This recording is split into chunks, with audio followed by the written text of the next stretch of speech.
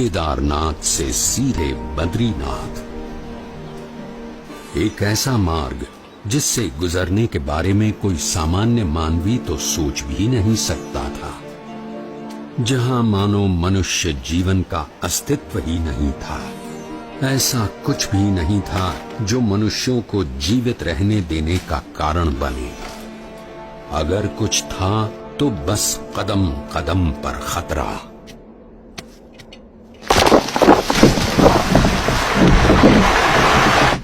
शून्य के नीचे का तापमान जो पानी को पीने के लायक भी नहीं छोड़ता था।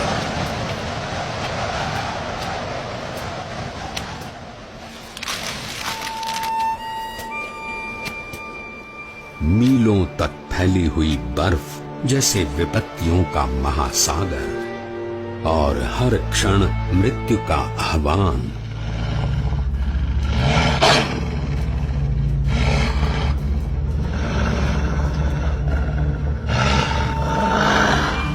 पर केवल 11 वर्ष का एक बालक कृत निश्चयी था अपने ध्येय तक पहुंचने के लिए।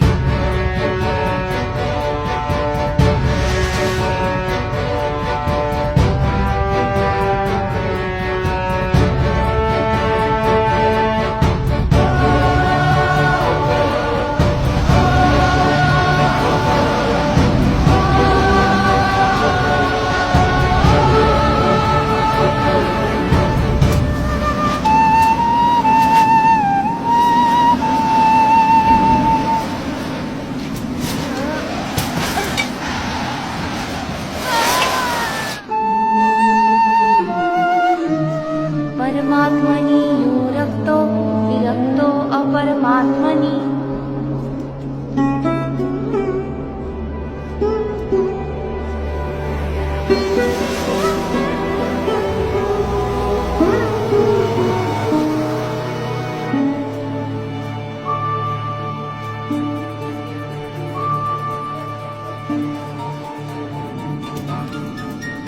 परमात्मनि यो रक्तो विरक्तो अपरमात्मनि।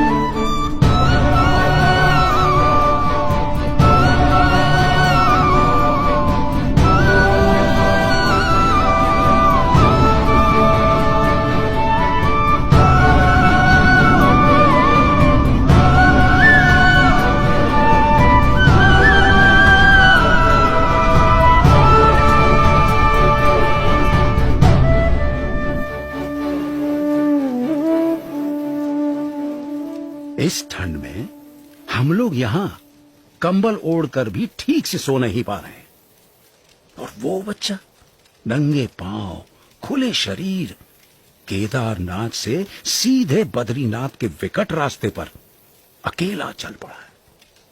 क्या हुआ होगा उसका?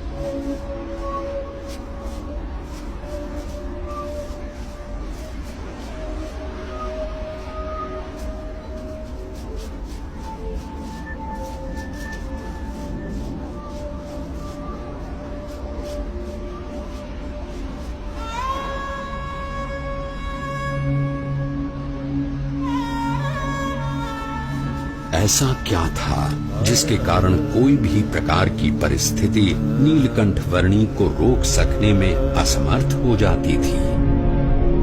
कभी हिम प्रपात तो कभी भयानक बारिश, अनजान और निर्जन रास्तों में जंगली जानवरों से आकस्मिक भेंट, अनजान रास्तों को समझकर पहाड़ियों और खाइयों के बीच में से भी रास्ता कर लेने की चुनौती, और आराम करने के लिए धरती का बिछाना और आकाश की चद्दर। नीलकंठ वर्णी की दृष्टि में ऐसा कुछ भी नहीं था जो इस मनुष्य शरीर से नहीं हो सकता था। देह भाव से पर और मनोभाव से पर नीलकंठ वर्णी की आध्यात्मिक स्थिति ही ऐसी थी जो किसी भी परिस्थिति से ऊपर उठकर उनकी कल्याण यात्रा को आगे बढ़ाए रखती थी।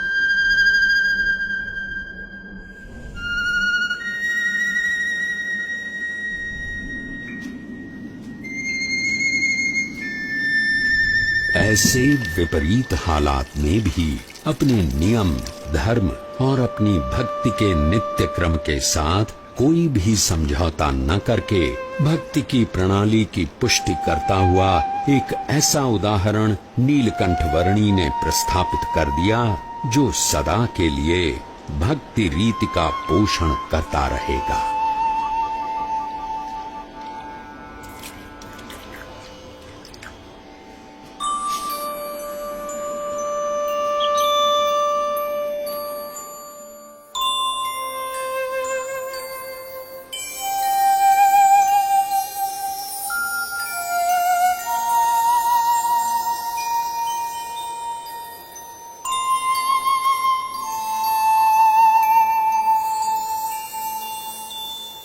आज के समय में भी कई लोग साथ मिलकर बहुत सारी सुविधाओं के साथ जिसे पार करने के लिए हिचकिचाते हैं, वैसा केदारनाथ से सीधे बद्रीनाथ जाने का लगभग 75 किलोमीटर का मार्ग नीलकंठ वर्णी ने नंगे पांव, खुले शरीर, अकेले केवल 9 दिनों में पार कर लिया।